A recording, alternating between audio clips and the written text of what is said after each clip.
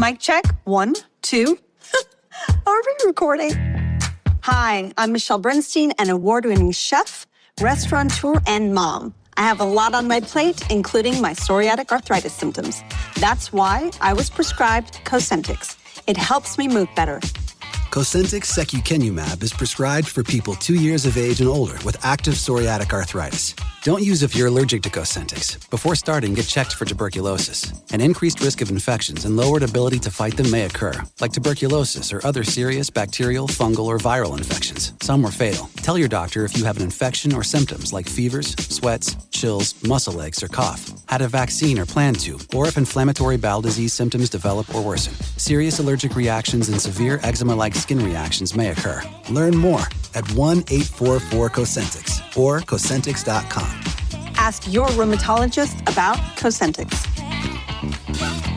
¿Alguna vez te has preguntado qué sucede cuando el Espíritu de Dios desciende con poder sobre una persona?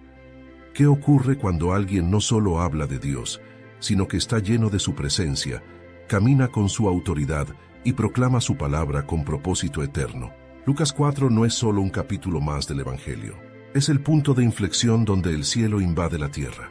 Es el momento en que Jesús, lleno del Espíritu Santo, sale del anonimato y declara públicamente: «El Espíritu del Señor está sobre mí».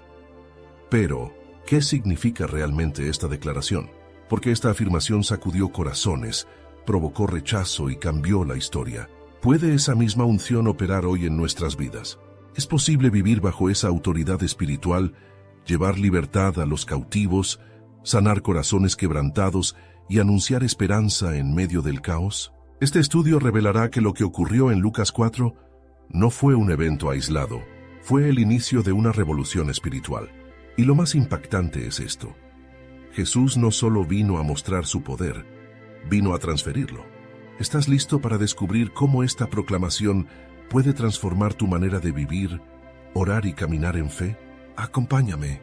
Esto no es historia antigua, es el comienzo de tu llamado. Lucas 4:1-2.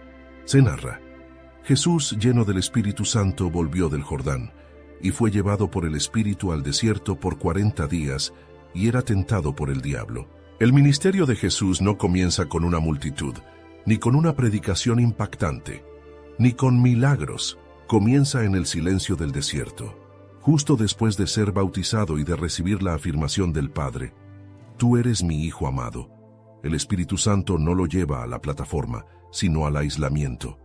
No al lugar de celebración, sino al terreno de prueba. El desierto no es un error en el plan de Dios, es parte del diseño. Muchos asocian la llenura del Espíritu con manifestaciones visibles, pero aquí vemos una verdad más profunda. El Espíritu también guía a la soledad, a la lucha interna, al proceso que nadie ve. Jesús es conducido por el Espíritu al desierto, no como castigo, sino como preparación. Es allí donde su identidad será confrontada, donde su obediencia será probada y donde su fortaleza será templada. Antes de hablar a las multitudes, Jesús escucha la voz del enemigo. Antes de liberar a otros, Él mismo vence en lo secreto. El desierto es un aula espiritual. En sus arenas se revelan las motivaciones del corazón. Allí, sin aplausos ni testigos, se define quién realmente eres. Jesús ayunó, oró y resistió. No se defendió con poder visible, sino con la palabra. El mismo que fue declarado hijo en el Jordán, ahora tiene que sostener esa verdad en medio del hambre, el cansancio y la tentación. El silencio del desierto prueba si crees lo que Dios dijo, incluso cuando no lo sientes. La Escritura nos muestra que el desierto ha sido el terreno donde Dios forma a sus siervos. Moisés fue preparado 40 años en Madián. Israel fue moldeado 40 años en el desierto. Elías caminó 40 días hasta el monte de Dios. Todos fueron transformados en ese lugar. El desierto no es castigo, es cuna de propósito. No es ausencia de Dios, sino concentración de su trato. Cuando el enemigo viene a tentar, Dios ya ha preparado el corazón. Jesús no improvisa. Cada respuesta al tentador es una afirmación de identidad, una rendición a la voluntad del Padre, una proclamación de verdad. En lugar de usar su poder para beneficio propio, Jesús decide obedecer. En lugar de probar su autoridad con señales, afirma su confianza en la Escritura. En lugar de buscar gloria inmediata, elige la fidelidad eterna. Esta parte del capítulo revela una verdad profunda. Nadie puede llevar el fuego del cielo sin antes pasar por el crisol del desierto. La unción visible es precedida por la obediencia oculta. La autoridad espiritual no viene del reconocimiento externo, sino de la victoria en lo secreto.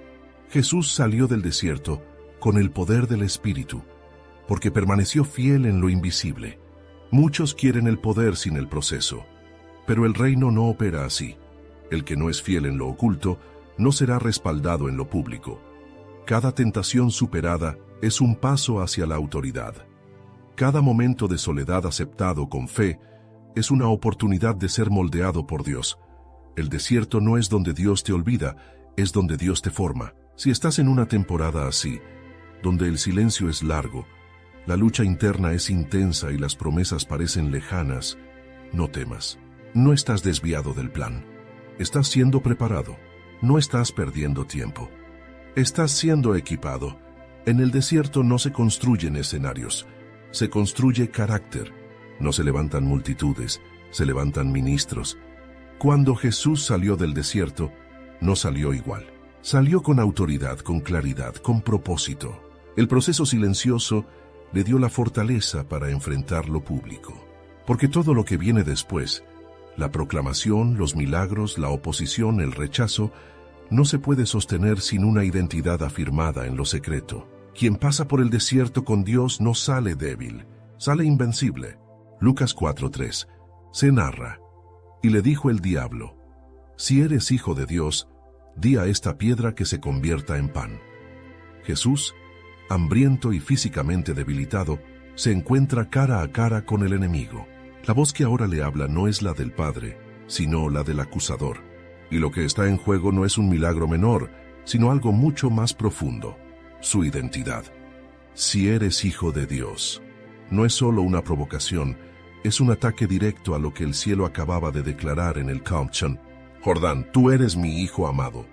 Esta es la estrategia milenaria del enemigo: hacerte dudar de quién eres, justo después de que Dios te ha afirmado. La primera tentación no se trata de comer pan, sino de usar el poder divino para satisfacer una necesidad legítima fuera del tiempo y propósito de Dios. Jesús tenía hambre, sí, pero el verdadero alimento era obedecer al Padre. El enemigo ofrece un atajo: demuestra tu identidad con poder visible, usa tu don para ti mismo, hazlo ahora, sin esperar instrucciones. Pero Jesús responde con la palabra: no solo de pan vivirá el hombre, sino de toda palabra de Dios. Esta respuesta no es religiosa, es poderosa. Afirma que su sustento real no está en lo material, sino en lo eterno. La segunda tentación cambia de tono, pero no de objetivo. El diablo lo lleva a un lugar alto y le muestra todos los reinos del mundo. Le ofrece gloria, dominio y reconocimiento. Sin cruz, le dice que puede tener todo si se postra y lo adora. Esta es la tentación del poder sin proceso, de la exaltación sin obediencia, del atajo sin sacrificio. Jesús ve detrás de la propuesta y responde con firmeza: al Señor tu Dios adorarás, y a Él solo servirás. No se trata solo de decir no, sino de afirmar que su vida está rendida a un solo trono, y no hay trono humano o demoníaco que pueda reemplazarlo. La tercera tentación se disfraza de espiritualidad. El enemigo lleva a Jesús al pináculo del templo y le dice que se lance, citando incluso las Escrituras para justificar el acto. Dios mandará a sus ángeles para que no tropieces. Es una invitación a usar la fe como espectáculo, a tentar a Dios como quien exige una prueba para validar su protección. Pero Jesús responde con claridad: no tentarás al Señor tu Dios. No necesita probar la fidelidad de Dios, porque vive desde una relación íntima, no desde la duda o la manipulación. La verdadera fe no desafía a Dios, descansa en Él. Cada una de estas tres tentaciones tiene una raíz espiritual profunda. La primera apela a las necesidades básicas. ¿Confiarás en que Dios proveerá en su tiempo o usarás tus dones para resolverlo tú mismo? La segunda apela a la ambición. ¿Esperarás el plan del Padre ¿O tomarás el control y construirás tu propio reino? La tercera apela al ego espiritual. ¿Servirás a Dios desde la intimidad o exigirás señales y espectáculo para validar tu fe? Jesús vence no solo porque conoce la Escritura, sino porque está completamente rendido al Padre. Cada respuesta brota de una vida anclada en obediencia, no en apariencia. No se deja seducir por la necesidad, ni por la gloria, ni por la manipulación espiritual. Esta victoria es la base invisible de todo su ministerio posterior, porque quien no vence en lo secreto no tiene autoridad en lo visible. El enemigo no se retira vencido para siempre, sino por un tiempo. Lucas deja en claro que esta batalla es el inicio de una guerra espiritual más grande. Pero este momento marca una verdad decisiva. Jesús ha demostrado ser hijo no solo por declaración divina, sino por obediencia inquebrantable. Nosotros también enfrentamos estas mismas tentaciones cada día, cuando las necesidades apremian, cuando los sueños de éxito nos llaman, cuando la duda quiere disfrazarse de espiritualidad exigente. La voz del enemigo sigue susurrando: si eres hijo de Dios. Pero este pasaje nos muestra el camino. No respondas con emociones, responde con la palabra. No actúes por impulso, actúa desde la identidad que Dios ya te ha dado. La victoria sobre la tentación no es un momento de gloria, es una fundación. Jesús no busca mostrar que puede vencer, simplemente vence, porque su confianza no está en lo que puede hacer, sino en lo que el Padre ya ha dicho. En ese nivel de obediencia, el enemigo no tiene poder. Quien permanece firme en medio de la prueba espiritual está listo para caminar con poder. El fuego del enemigo no consume a quien ya ha sido probado en el horno de la dependencia total. Esta es la batalla que precede a la misión. Y esta es la autoridad que transforma el mundo. Lucas 4:14-15. Se narra: y Jesús volvió en el poder del Espíritu a Galilea, y se difundió su fama por toda la región, y enseñaba en las sinagogas de ellos, y era glorificado por todos. Después del silencio, viene el estruendo. Después de la prueba, viene el respaldo. Jesús sale del desierto distinto a como entró, no porque ahora tenga algo que probar, sino porque todo ha sido probado. Lo que el enemigo intentó destruir, Dios lo usó para afirmar. Jesús no simplemente regresa de la soledad, regresa en el poder del Espíritu. Hay una diferencia entre tener el Espíritu y caminar en su poder.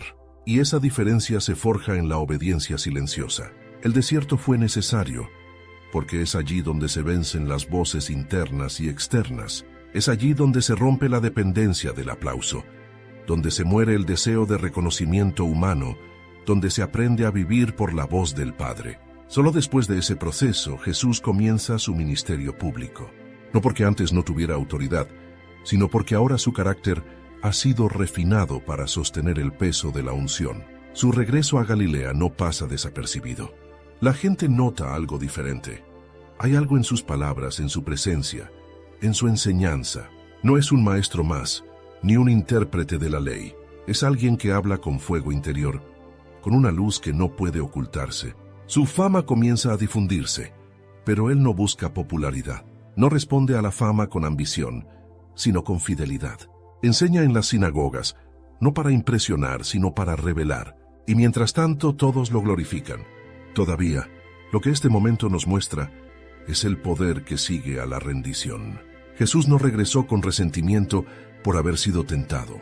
No regresó con un espíritu de víctima por haber ayunado 40 días. No regresó cuestionando al Padre por haber sido llevado al desierto. Regresó con poder, porque cuando uno permanece fiel en el lugar de la prueba, se le entrega autoridad en el lugar de la asignación. Este poder del Espíritu no es un poder externo, explosivo, artificial. Es un poder silencioso, interior, que transforma atmósferas con palabras, que confronta corazones sin necesidad de gritar, que redime con compasión y sacude con verdad. Jesús comienza a hablar y los corazones tiemblan. Comienza a enseñar y las estructuras tiemblan. No hay espectáculo. Hay sustancia. No hay manipulación. Hay verdad. Aquí aprendemos que el poder verdadero no nace del título, del reconocimiento ni de los seguidores. Nace de la obediencia, del quebranto, de la comunión profunda con el Espíritu. Quien ha pasado por el fuego de Dios habla con una autoridad que no se puede fabricar. Es una autoridad que viene del cielo, no de los hombres. Jesús no impone su mensaje, lo encarna, y eso es lo que transforma. El texto dice que era glorificado por todos, pero pronto veremos que esa gloria humana es frágil. Las mismas bocas que ahora lo alaban serán las que pronto lo rechacen. Pero Jesús no se alimenta de la aceptación del público. Él se sostiene por el pan del cielo, por la aprobación del Padre. Esa es la marca de quien camina en el poder del Espíritu. No depende de la reacción de los hombres para continuar su misión. Y esta es la lección que atraviesa el tiempo y nos alcanza hoy. El verdadero poder espiritual no se obtiene en plataformas ni en rituales visibles. Se recibe en lo secreto, se confirma en el desierto y se manifiesta con humildad y firmeza en el llamado. No necesitas que todos te vean, solo necesitas que Dios te respalde. Porque cuando el Espíritu de Dios reposa sobre alguien, no hay argumento humano que pueda apagar esa luz. Jesús regresó con poder, pero no para buscar venganza ni para exigir reconocimiento. Regresó para enseñar, para sanar, para liberar. El poder del Espíritu no es para engrandecerse, sino para servir. No es para construir imperios personales, sino para extender el reino eterno. Por eso su enseñanza tiene autoridad, porque su vida ya ha sido entregada.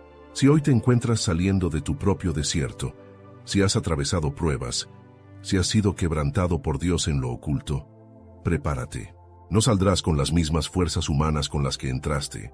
Saldrás con el poder del Espíritu, no para demostrar, sino para transformar. No para gritar, sino para liberar, porque el fuego de Dios no necesita ruido. Su poder se manifiesta en los corazones dispuestos y obedientes.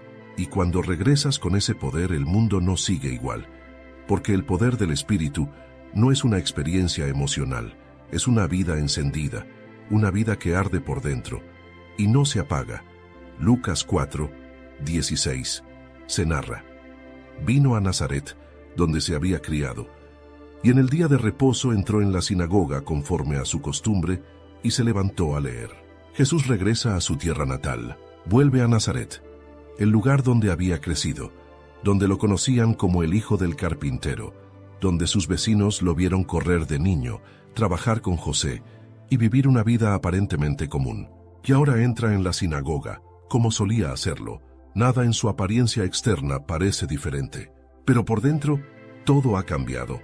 Ha pasado por el Jordán, ha vencido en el desierto, ha sido ungido con poder, que ahora viene con una palabra que puede sacudir los cimientos de los corazones, si tan solo pudieran reconocerlo. Entra en el lugar de culto como siempre, pero esta vez no solo escucha, se pone de pie y pide el rollo. Le entregan el libro del profeta Isaías, y lo abre. No es casual, no es improvisado. Todo en este momento está cargado de propósito, porque ese día, en esa sinagoga polvorienta y rutinaria, el cielo está a punto de hablar directamente a la tierra. Pero los oídos no siempre están preparados para escuchar lo que no esperan, y los corazones no siempre reconocen la gloria cuando viene vestida de humildad. Jesús abre el rollo y encuentra el lugar exacto. No lee cualquier cosa. No deja que el azar hable. Escoge Isaías 61, el pasaje mesiánico, la profecía que por generaciones se había leído como esperanza futura, como promesa venidera. Y ahora él la lee no como un eco del pasado, sino como una declaración del presente. Cada palabra tiene peso. Cada frase es una explosión espiritual en medio de una audiencia acostumbrada al letargo religioso. Y sin embargo lo escuchan, como si no fuera nada nuevo. Esta escena revela uno de los dolores más profundos del reino. La familiaridad que ciega. Aquel que puede transformar sus vidas está delante de ellos, pero no lo reconocen, porque lo conocen demasiado. O eso creen. Lo han visto en la carpintería, han oído su nombre desde niño. ¿Cómo podría alguien tan ordinario hablar con tal autoridad? ¿Cómo puede el Mesías surgir de alguien tan cercano, tan humano, tan común? Aquí se cumple una de las verdades más tristes del corazón humano. La costumbre puede matar la revelación. Cuando creemos que ya conocemos a Dios, dejamos de buscarlo. Cuando reducimos lo divino a lo que nos resulta cómodo, limitamos lo que Dios quiere hacer. Jesús no fue rechazado por extraños, sino por los suyos. No fue despreciado por desconocimiento, sino por orgullo. Lo vieron crecer, y eso fue suficiente para invalidar su llamado ante sus ojos. Nazaret representa esos lugares en nuestro corazón donde creemos que ya todo está dicho, donde ponemos a Dios en una caja, donde limitamos su mover porque no se ajusta a nuestras expectativas. Y sin embargo es allí donde Él decide hablar, porque el reino no se acomoda a lo espectacular, sino que se revela en lo cotidiano. No se impone con luces, sino que susurra en medio de lo sencillo. Jesús no busca validación en su ciudad natal, no exige aplausos, solo declara la palabra, porque su misión no depende del reconocimiento humano. Él sabe quién es y por eso no se detiene ante la incredulidad, pero su presencia allí es también una advertencia para nosotros. ¿Cuántas veces Dios ha querido hablarnos en lo común y no lo hemos reconocido? La sinagoga representa nuestros espacios religiosos, lugares donde abrimos la Escritura, cantamos, escuchamos, pero muchas veces sin discernir que Jesús está en medio, que Él quiere hablar hoy, que no vino a repetir lo de siempre, sino a cumplir lo que siempre hemos esperado. Y si no lo reconocemos, podemos terminar resistiéndolo. En Nazaret, Jesús se presenta como la palabra viva, pero la rutina, el orgullo y la incredulidad no pueden recibir lo que el cielo ha enviado. Esta escena es un espejo para cada uno de nosotros, porque todos tenemos un Nazaret dentro, un lugar donde dudamos, donde reducimos a Dios, donde resistimos lo nuevo, porque no entendemos su forma. Pero aún así Jesús entra, aún sabiendo que lo rechazarán, aún sabiendo que no lo aplaudirán, Él entra, porque su amor no se retira fácilmente, porque su gracia no depende de la recepción. Él se presenta una vez más, esperando que alguien abra los ojos, que alguien abra el corazón, que alguien reconozca el que siempre estuvo aquí. Es el que siempre hemos necesitado. Y si hoy estás dispuesto a verlo no como lo viste antes, sino como Él realmente es, entonces el lugar donde siempre hubo rutina puede convertirse en el lugar donde todo comience a cambiar.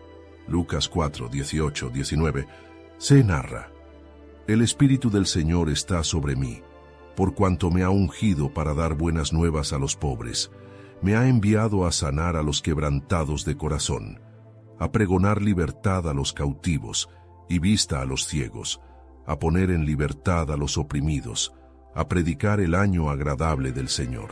Jesús ha abierto el rollo de Isaías.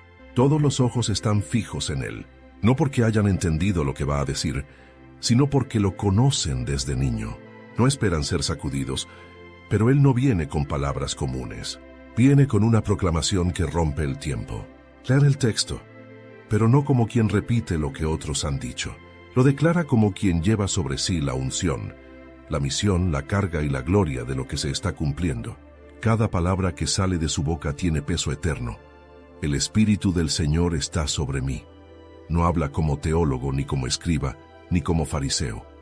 Habla como quien ha sido enviado, como quien lleva en su aliento el fuego del cielo, como quien no solo ha leído esa escritura antes, sino que es la encarnación viva de lo que Isaías profetizó. Jesús no explica el texto, lo encarna, no ofrece interpretación, ofrece cumplimiento. La unción que declara no es una teoría espiritual, es una realidad operativa. El Espíritu está sobre él no para que se vea santo, sino para actuar, porque la verdadera unción no es adorno, es asignación. Jesús está ungido para algo, y cada una de esas tareas define el corazón de su ministerio y el corazón del reino. Dar buenas nuevas a los pobres, no solo los pobres materiales, sino los pobres de espíritu, los quebrados, los olvidados por el sistema religioso. El reino no empieza en palacios, sino en la miseria. No se establece en templos de mármol, sino en corazones rotos, sanar a los quebrantados de corazón. No solo curar heridas físicas, sino restaurar lo que fue destrozado por el rechazo, el abuso, la traición, la soledad.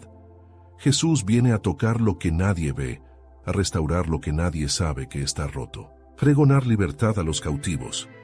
No solo liberar a presos de cárceles físicas, sino a los encadenados por culpa, por vicios, por opresión espiritual. Esta no es una misión superficial. Es una guerra directa contra las cadenas invisibles que destruyen el alma. Dar vista a los ciegos No solo abrir ojos físicos, sino despertar la visión espiritual, quitar el velo del entendimiento, permitir que los corazones vean lo eterno, lo invisible, lo que transforma. Poner en libertad a los oprimidos, a los que viven bajo el peso de sistemas injustos, de religiones pesadas, de voces interiores que aplastan. Jesús no solo libera del pecado, libera del miedo, de la condenación del pasado. Predicar el año agradable del Señor. Esta es una alusión al jubileo, el tiempo en que las deudas se cancelaban, los esclavos eran liberados, las tierras volvían a sus dueños. Jesús declara: ha llegado el tiempo de restauración total.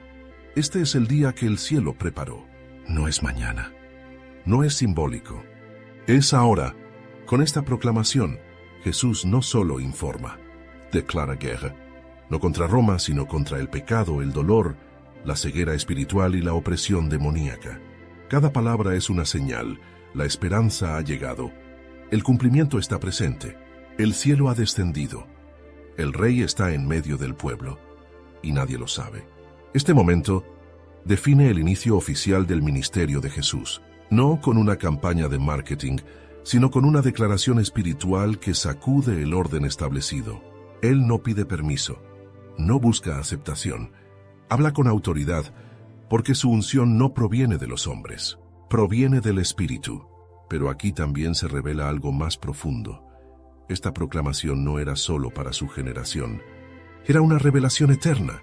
Cada frase resuena hoy como una promesa viva, porque lo que Jesús fue ungido para hacer, sigue haciéndolo por medio de su Espíritu. Su misión continúa, ahora a través de su iglesia. Este no es solo un anuncio del pasado, es un llamado presente. Y sin embargo, muchos siguen sin reconocerlo. Algunos siguen leyendo Isaías como si aún estuviera por cumplirse. Otros siguen esperando que alguien más traiga las buenas nuevas, que otro venga a sanar, a liberar, a predicar. Pero Jesús ya lo ha dicho: el Espíritu del Señor está sobre mí, y si lo está sobre Él, y ahora Él vive en nosotros, entonces la unción también está sobre los que caminan en su nombre. Este texto no solo revela lo que Jesús hizo, revela lo que el Espíritu sigue haciendo. Si permitimos que esta proclamación penetre nuestro corazón, dejaremos de ser espectadores de su misión y nos convertiremos en participantes, porque el Espíritu no se nos dio para contemplar, sino para avanzar, para sanar, para predicar, para liberar. Jesús cerró el libro, pero no cerró la misión, porque esa palabra aún está abierta. En ti. Lucas 4, 20-21. Se narra: y enrollando el libro, lo dio al ministro, y se sentó, y los ojos de todos en la sinagoga estaban fijos en él. Y comenzó a decirles: hoy se ha cumplido esta escritura delante de vosotros. El momento es solemne. Jesús acaba de leer uno de los pasajes más esperados y venerados del Antiguo Testamento. Isaías había anunciado un tiempo de restauración, de sanidad, de libertad y de esperanza. Generación tras generación lo había recitado como un futuro glorioso que vendría con el Mesías. Pero ahora Jesús cierra el rollo. No hay más que leer. Lo entrega al encargado, se sienta y todos lo miran, esperando una explicación. Y lo que sale de su boca no es una interpretación, sino una afirmación que sacude el alma. Hoy se ha cumplido esta escritura delante de vosotros. Ese hoy es el punto de quiebre. Marca el paso de la espera a la realización, del anhelo a la presencia, de la promesa al cumplimiento. Ya no se trata de lo que vendrá, sino de lo que ya está ocurriendo. La profecía que por siglos había sido repetida como una esperanza distante, ahora tiene rostro, tiene voz, tiene carne y hueso. El que leía la Escritura era la Escritura misma encarnada. Esta escena revela una de las verdades más impactantes del reino de Dios. Las promesas de Dios no son conceptos abstractos, son realidades vivas que caminan entre nosotros cuando el tiempo de Dios se cumple. Jesús no estaba interpretando Isaías 61. Estaba declarando que Él era su cumplimiento. Él es la unción. Él es la buena noticia. Él es la libertad. Él es la luz. Él es el jubileo. No en parte, no en teoría, sino en plenitud. Pero este hoy también confronta, porque exige decisión. Ya no se puede seguir esperando como si nada hubiera cambiado. Ya no se puede vivir como si la redención estuviera lejos. Jesús está diciendo, la oportunidad que generaciones enteras esperaron está delante de ustedes ahora. El reino no está en el futuro, está en este momento. Y como cada palabra del cielo, esta afirmación exige una respuesta. Los ojos de todos estaban fijos en él, porque en su interior algo se movía. Quizá aún no podían entenderlo, pero sabían que algo estaba pasando. No era una lectura más, no era un maestro más. Había autoridad, había presencia. Había algo en el ambiente que no se podía ignorar. Pero el asombro no siempre produce fe. La familiaridad puede resistir lo sobrenatural y el orgullo puede cerrar el corazón, incluso frente a la verdad viva. Cuando Jesús declara que esa escritura se ha cumplido, está diciendo que todo lo que el corazón quebrantado necesita está disponible ahora, que no hay que esperar más para ser restaurado, liberado, transformado, que el cielo ha bajado a la tierra, que el plan de Dios está en marcha, que ya no hay separación entre el texto y la realidad, que la palabra viva camina entre ellos y los está mirando. Pero también está sembrando una verdad más profunda. El cumplimiento no es automático. Está delante de ellos, pero requiere fe. Está disponible, pero no todos lo recibirán. Dios puede presentarse en un lugar, pero si el corazón no lo reconoce, la promesa pasa de largo. Jesús se presenta como cumplimiento, pero Nazaret no supo qué hacer con eso. No estaban preparados para que el hoy llegara. Y esa es la misma confrontación que nos alcanza ahora. Porque muchas veces seguimos viviendo como si estuviéramos esperando que algo ocurra, cuando ya todo ha sido provisto en Cristo. Seguimos repitiendo promesas como si estuvieran lejos, cuando Jesús ya ha dicho, hoy se ha cumplido. Y la pregunta es inevitable. ¿Vivimos como si la redención ya está aquí o como si aún estuviera en camino? El hoy de Jesús no es solo un marcador temporal, es una declaración profética. Significa que el reino ha invadido la historia, que ya no estamos en la era del silencio, sino en el tiempo de cumplimiento, que ya no somos esclavos de la espera, sino portadores de la promesa hecha carne, que ya no somos víctimas del pasado, sino herederos del presente eterno de Dios. Jesús no dijo, mañana se cumplirá, ni algún día lo verán. Dijo, hoy. Ese es el Evangelio, no un mensaje de esperanza lejana, sino una invitación a vivir ahora bajo el reinado de Dios. No una promesa para los fuertes, sino una puerta abierta para los quebrantados. No una religión de expectativas eternas, sino una relación con el que ya ha venido. Cuando Jesús pronuncia esa frase, separa el tiempo en dos. Todo lo anterior miraba hacia Él. Todo lo que vendrá depende de lo que Él acaba de declarar. El reino ha llegado, y ha llegado en una persona.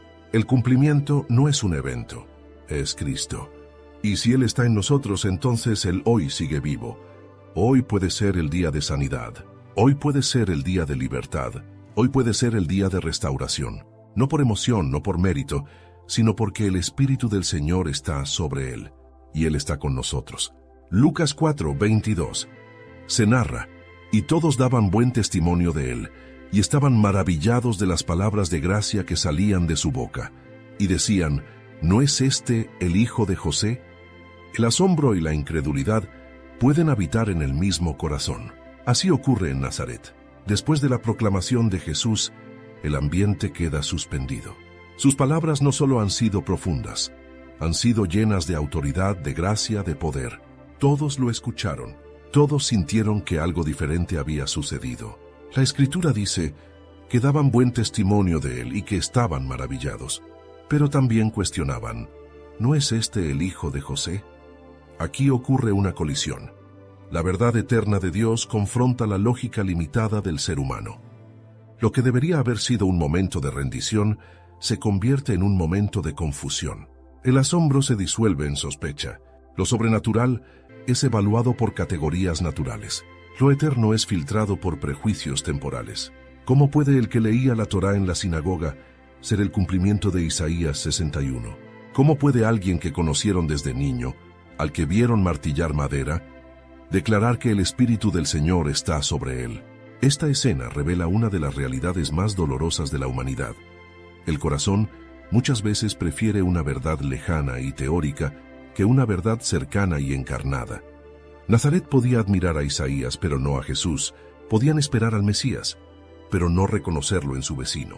Porque cuando la gloria de Dios se manifiesta en lo familiar, el orgullo se resiste a recibirla. ¿No es este el hijo de José? No es una pregunta inocente, es una expresión de incredulidad. Es el intento de reducir lo divino a lo que entienden, de poner límites a la revelación con argumentos lógicos. No es que no hayan oído algo poderoso, es que no estaban dispuestos a aceptarlo si venía de alguien que no encajaba con sus expectativas. La familiaridad se convirtió en un velo que les impidió ver al Hijo de Dios. Aquí vemos una verdad que atraviesa generaciones. El gran obstáculo para recibir la revelación de Dios no siempre es la ignorancia, es el prejuicio.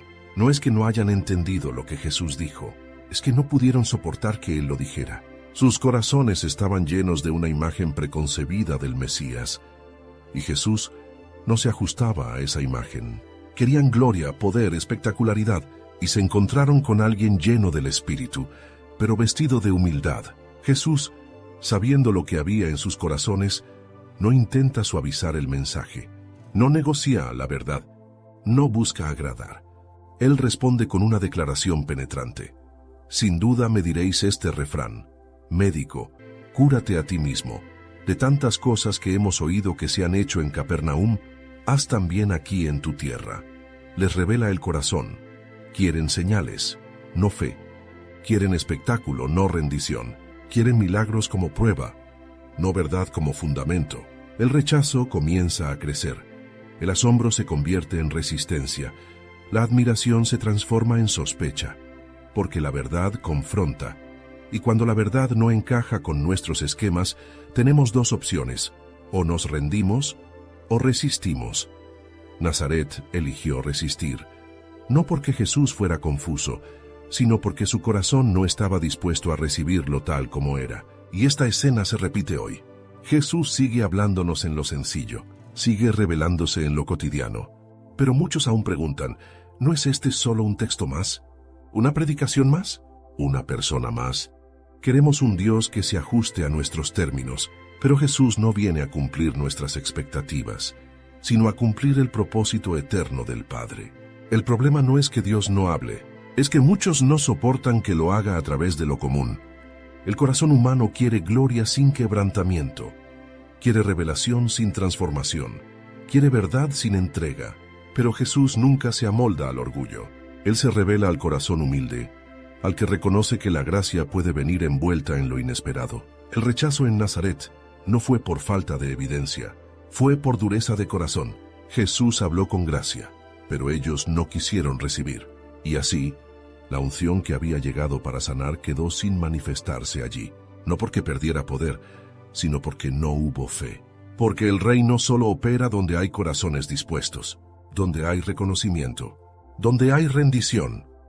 Y esa es la invitación en esta parte del pasaje. ¿Qué haces tú cuando la verdad de Dios te confronta? ¿La recibes con fe o la filtras con lógica? ¿La abrazas aunque venga en forma inesperada? ¿O la rechazas porque no encaja con tus planes? Jesús sigue hablando, sigue leyendo el rollo, sigue diciendo hoy se ha cumplido. Pero solo aquellos que lo reconocen, lo experimentan. Lucas 4, 25-27. Se narra, y dijo: de cierto os digo que muchas viudas había en Israel en los días de Elías, cuando el cielo fue cerrado por 3 años y 6 meses, y hubo gran hambre en toda la tierra. Pero a ninguna de ellas fue enviado Elías, sino a una mujer viuda en Sarepta de Sidón. Y muchos leprosos había en Israel en tiempo del profeta Eliseo, pero ninguno de ellos fue limpiado, sino Naamán el sirio. Jesús conoce los corazones. Ha sentido cómo el asombro inicial se transformó en resistencia, cómo los ojos maravillados se volvieron sospechosos. Pero no retrocede, no suaviza el mensaje, no busca aceptación humana. En lugar de eso, lanza una verdad que corta profundo, una que atraviesa siglos de orgullo religioso y sacude el alma nacionalista de su audiencia. Les recuerda algo que ellos preferían olvidar, que la gracia de Dios muchas veces ha tocado a los de afuera, no por escasez de necesidad entre los suyos, sino por escasez de fe. El ejemplo no es sutil. Jesús trae a la memoria la historia de la viuda de Sarepta, una extranjera, una mujer de Sidón, una tierra considerada impura, pagana, alejada del pacto. En los días de hambre, cuando Israel sufría por su rebelión, Dios no envió a Elías a las viudas israelitas, sino a esta mujer gentil. Ella creyó, acogió al profeta y vio multiplicación y vida en medio de la muerte. Luego menciona a Naamán el sirio, comandante de un ejército enemigo, pero hombre quebrantado por la lepra. Aunque había muchos leprosos en Israel, solo Naamán fue sanado, no por ser israelita, sino por ser obediente. El mensaje de Jesús es directo. La gracia de Dios no está limitada por linajes ni por fronteras. Está guiada por fe, por humildad, por disposición. El reino de Dios no se construye sobre privilegios heredados, sino sobre corazones que creen. Estas historias eran conocidas por todos en Nazaret, pero ahora, escuchadas de boca de Jesús, se transforman en flechas ardientes que exponen la condición interna del pueblo. Ellos, los que tenían la Escritura, los que sabían del Mesías, los que hablaban de Dios, estaban rechazando al cumplimiento frente a sus ojos. Y sin embargo, los que estaban lejos, como la viuda y Naamán, fueron los que recibieron. Esta verdad es incómoda, porque desmonta la religión vacía, porque desmantela el orgullo espiritual que se cree dueño de Dios. Jesús declara que Dios sigue siendo soberano y que Él no está atado a estructuras humanas ni a etiquetas religiosas. El favor de Dios no se negocia, se recibe con fe. Y muchas veces, los que lo esperan con manos cerradas lo pierden, mientras que los que vienen rotos y vacíos lo abrazan sin reservas. Aquí Jesús toca una fibra que la religión no soporta, que Dios puede bendecir primero a los de afuera, que los despreciados, los gentiles, los marginados, los indignos a los ojos del sistema, pueden ser los recipientes del mover de Dios. Esta no es solo una afirmación histórica, es una revelación presente, y para Nazaret fue insoportable. Lo que Jesús está diciendo es que la gracia tiene su propio camino. No se rige por el currículum espiritual, ni por el linaje familiar, ni por la geografía. La gracia busca fe. Y si la encuentra en Sidón, allá va. Si la encuentra en Siria, allá sana. Si la encuentra en prostitutas, en recaudadores de impuestos, en pecadores públicos, allá se derrama. Porque el reino no es una membresía de élite, sino una convocatoria abierta a los que creen, a los que se humillan, a los que reconocen su necesidad. La viuda de Sarepta y Naamán el sirio no tenían altar, ni templo, ni sacrificios, pero tenían fe, y esa fe movió el corazón de Dios. Mientras que muchos en Israel, rodeados de rituales y leyes, endurecieron su corazón y no vieron nada. Lo mismo sucede hoy. Hay quienes conocen la Biblia, asisten a congregaciones, repiten himnos, pero no reciben nada porque su fe se ha vuelto orgullo y su tradición una barrera. Mientras tanto, otros sin herencia religiosa, sin lenguaje teológico, sin reputación espiritual, vienen quebrantados, con hambre, y reciben. Jesús no dice esto para humillar, lo dice para despertar, para abrir los ojos de los que están tan cerca, pero tan cerrados, para mostrar que el reino no es para los perfectos, sino para los dispuestos, que el Espíritu del Señor no se detiene ante el rechazo, sino que sigue buscando a quien lo reciba. La gracia es poderosa, pero también es selectiva. No se impone, se ofrece, y si no la abrazas pasará de largo, y tocará a otro. Esta enseñanza de Jesús nos confronta a todos. ¿Somos los de Nazaret que creen saber todo, pero se cierran a la revelación? ¿O somos como la viuda extranjera y el comandante enfermo, dispuestos a creer, aunque no entendamos todo? ¿Nos escandaliza que Dios levante a los que consideramos indignos? ¿O nos alegramos de que su misericordia no tiene fronteras? Porque la verdad es esta, la gracia sigue fluyendo, pero no se queda donde no es recibida. Sigue buscando corazones dispuestos, no títulos religiosos. Y a veces lo que escandaliza a los de dentro es precisamente lo que salva a los de fuera. Lucas 4, 25-29. Se narra: al oír estas cosas, todos en la sinagoga se llenaron de ira, y levantándose, le echaron fuera de la ciudad, y le llevaron hasta la cumbre del monte sobre el cual estaba edificada su ciudad, para despeñarle. Lo que comenzó como admiración silenciosa, termina en una furia incontrolable. Las palabras de gracia que antes asombraban, ahora arden como espinas en los oídos de los oyentes. El ambiente en la sinagoga cambia con rapidez. La verdad no fue recibida con humildad, sino con orgullo herido. Jesús no los insultó, no los condenó, no levantó la voz. Solo les mostró que la gracia de Dios no está encadenada a su religión, que su incredulidad los estaba alejando de lo que Dios quería hacer. Y esa verdad fue intolerable, porque la verdad duele cuando desnuda, cuando expone el corazón, cuando deja sin excusa al alma. Jesús no les habló como un predicador externo, sino como alguien que los conocía desde dentro. Ellos eran los del pueblo de Dios, los herederos de la promesa, que ahora escuchan que los paganos, los impuros, los despreciados, fueron más receptivos a la unción que ellos mismos. La historia les confronta en lo más profundo, no por lo que dice, sino por lo que revela de ellos. Y cuando la verdad corta, el alma se revela, se levantan. Ya no hay interés en escuchar, no quieren reflexionar, no están dispuestos a cambiar. La palabra no tocó la mente, tocó el ego, y el ego herido no se quebranta, se endurece. La multitud que minutos antes lo admiraba, ahora lo arrastra fuera. No solo lo expulsan de la sinagoga, lo echan de la ciudad. No solo quieren que se calle, quieren que desaparezca, que no vuelva, que no quede rastro de su presencia. Lo llevan hasta la cumbre del monte. La furia ha alcanzado su punto máximo. No lo acusan formalmente, no lo juzgan, solo quieren eliminarlo. La reacción es tan violenta como absurda. ¿Qué los llevó a querer matar a alguien que solo había leído Isaías y relatado 2 historias bíblicas? La respuesta está en el corazón humano. Cuando la verdad revela nuestra ceguera, preferimos deshacernos de la luz que reconocer que estamos en tinieblas. Este momento en Lucas 4 no es un incidente menor, es una profecía viviente.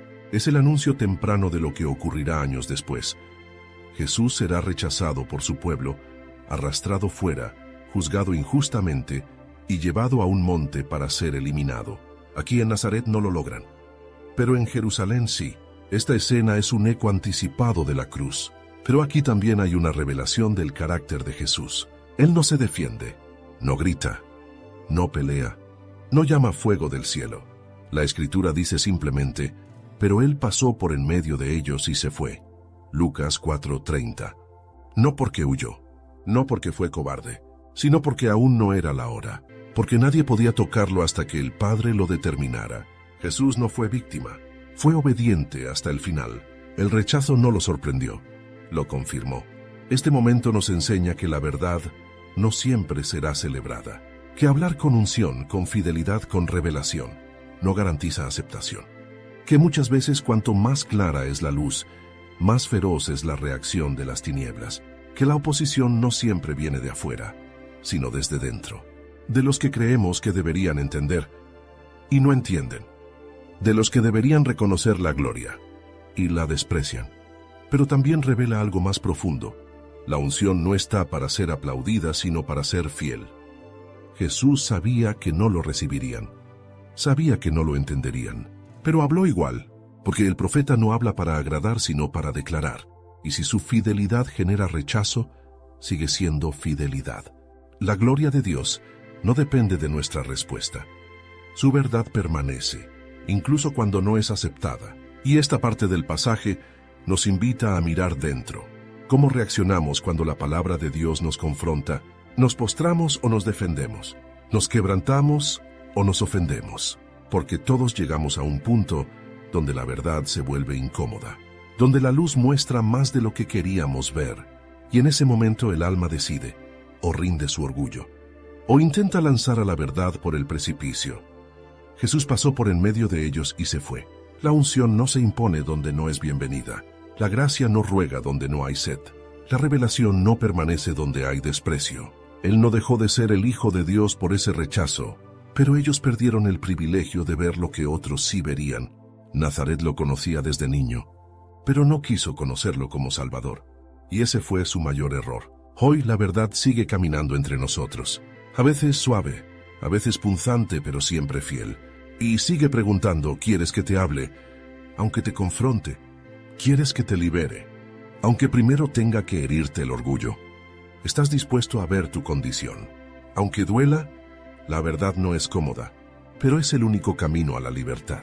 Lucas 4, 31-32, se narra: y descendió a Capernaum, ciudad de Galilea, y les enseñaba en los días de reposo, y se admiraban de su doctrina porque su palabra era con autoridad. Jesús se aleja de Nazaret. La sinagoga, que fue testigo de su proclamación, también se convirtió en el lugar de su rechazo. Pero el rechazo no detiene la unción. La oposición no anula el llamado. Donde un pueblo cierra su corazón, otro lo abre. Jesús desciende a Capernaum, no se encierra en el dolor de la incomprensión, no se detiene a lamentar lo que no pudo ser. Su ministerio continúa, porque la unción no depende de la aceptación del hombre, sino de la fidelidad al Padre. En Capernaum, lo que Nazaret resistió, ahora comienza a manifestarse. Jesús enseña en las sinagogas, y esta vez en lugar de sospecha y furia, hay asombro, no por carisma, no por espectáculo, sino porque su palabra era con autoridad. No era repetición vacía, no era tradición seca, era una voz que penetraba, que despertaba, que movía el alma. Esa es la diferencia de quien ha sido probado en el desierto, lleno del Espíritu y respaldado por el cielo. Su palabra lleva peso eterno. No tarda en manifestarse lo que había sido anunciado en Isaías 61. Un hombre poseído por un espíritu inmundo interrumpe la reunión. La oscuridad no puede resistir la luz. El demonio grita, intentando confrontar a Jesús, pero Jesús no entra en diálogo con el mal. No le da plataforma. No necesita probar nada. Simplemente lo reprende con una palabra: cállate y sal de él. Y así ocurre. La autoridad no se discute, se ejerce, y todos quedan asombrados, no solo por el milagro, sino porque descubren que hay una palabra que libera, no que esclaviza. El ministerio de Jesús no es discurso, es poder en acción. Después de liberar al endemoniado, entra en la casa de Simón. Allí la suegra del discípulo está enferma con fiebre. Jesús se inclina, la toma de la mano y la fiebre la deja. Y ella, al instante, se levanta y les sirve. Desde la sinagoga hasta el hogar, desde la liberación hasta la sanidad, el reino se mueve. No hay espacio donde la unción no actúe. Jesús no es un maestro de púlpito, es un portador de vida. La tarde llega, pero el ministerio no se detiene. La multitud se entera.